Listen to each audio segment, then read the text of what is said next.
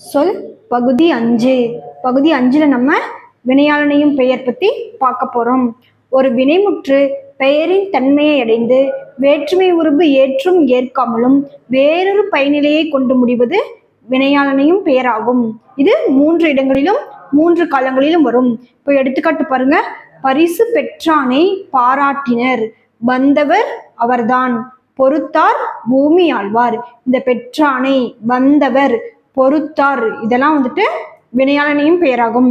இப்போ பாடியவள், படித்தவர், வந்தவர், பார்த்தவன் இதெல்லாம் வினையாளனையும் பெயருக்கு எடுத்துக்காட்டு.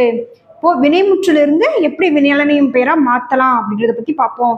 இப்போ சந்தித்தார் அப்படிங்கிறது ஒரு வினைமுற்று. சந்தித்தவர் அப்படின்னு வேறொரு பயனிலையை கொண்டு முடிவது வினையாளனையும் பெயர் ஆகும். சந்தித்தவர்னு எழுதுனா அது வினையாளனையும் பெயர். காத்திருக்கிறார், காத்திருக்கிறவர், உண்டார், உண்டவர் அப்படின்னு எழுதுனா இதுதான் வினையாளனையும் பெயர். இப்போ பாருங்க, வேர்ச்சொல் இருந்துட்டு எப்படி வினையாளனையும் பெயரா மாத்தலான்னு. உன் அப்படிங்கிறது ஒரு வேர்ச்சொல். உண்டவர் அப்படின்னு சொன்னா அது வினையாளனையும் பெயர்.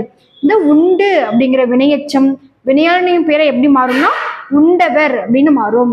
அதே மாதிரி பெயரச்சம் உண்ட அப்படின்ற பெயரச்சம் வினையாளனையும் பெயராக மாற்றுக அப்படின்னு கேட்டாங்கன்னா அதுக்கும் உண்டவர் அப்படின்றது தான் சரியான பதில்.